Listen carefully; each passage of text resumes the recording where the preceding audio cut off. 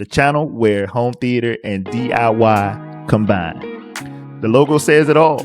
My creativity is on display. But if you have a shared space, you represent the majority of the home theater community. But we have 16 speakers in this space, including 3 subwoofers. If you're looking for an easier way to mount your wall and ceiling panels, well, you've come to the right place.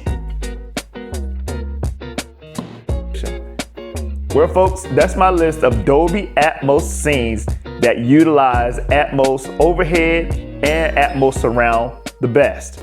And if I tend to get a little bit extra in this review and you think I'm adding on a little bit, man, just take what I say with a grain of salt.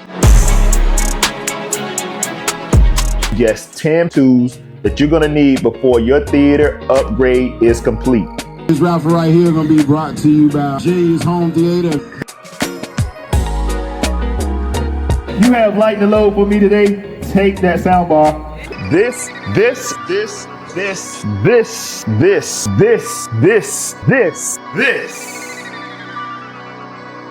what are you looking at me for? Is on you. Oh, shoot. This is Genius Home Theater.